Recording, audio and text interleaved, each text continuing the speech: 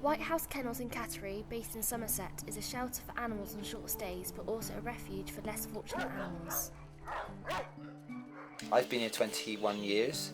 I was in partnership here with my father, so most of what you've seen has been built over the last 21 years. However, there has been 8 kennels here for over 50 years. We have animals coming into us on a daily basis. I suppose probably on average somewhere around about 10 dogs a day.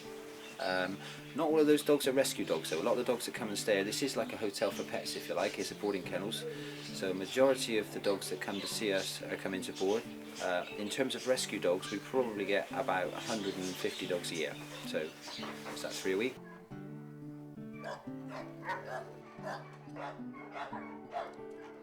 I came here from another kennels, similar setup that was boarders and strays.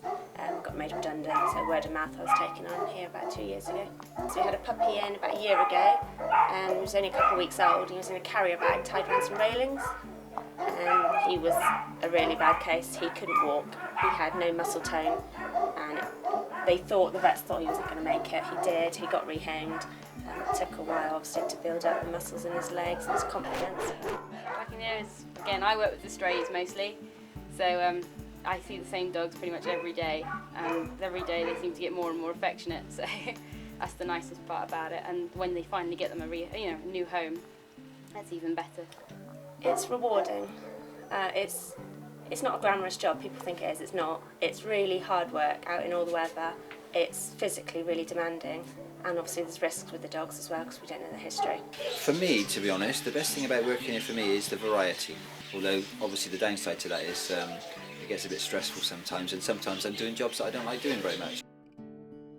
Some rescue dogs are fortunate enough to have a happy ending. Woody was brought to us as a stray dog from North Somerset Council. He was found wandering the streets.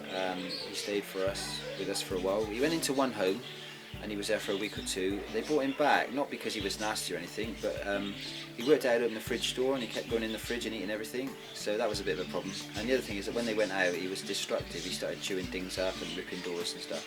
He didn't like being left on his own, so he came back in. He's been with us for a month or 6 weeks, and ironically, purely good timing on your part, yesterday he went to a new home. So he's gone out to another home tomorrow. Fingers crossed he'll behave himself and not keep raiding the fridge, and hopefully if we do see him again, it'll only be for a holiday, not for trying to find him a new home. Last year in the UK, the RSPCA rescued and collected over 130,000 animals. Battersea Dogs and Cats Home cared for nearly 10,000 animals. Around 5,000 of these were rehomed. Bertie is one of many dogs to have been rescued and rehomed. He wasn't in very good condition. He was very thin. Looked like he hadn't had enough food to eat. His fur was very thin as well. It had quite a dry texture to it. It was almost like he wasn't really being cared for. All they told us, it was from an ex-breeder. So they obviously used him to breed, make money, and just tossed him aside. He gets on very well with Rosie, our other basset hound. I adore basset hounds, and we wanted a friend for Rosie.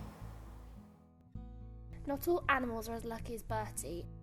Every year, thousands of animals all over the UK are subjected to mindless violence, neglect and cruelty. Many of these cases don't have happy endings.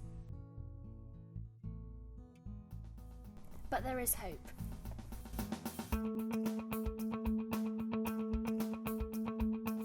Animal rescues all over the UK are constantly battling the problem and helping to change the lives of so many innocent animals. What could you do to help?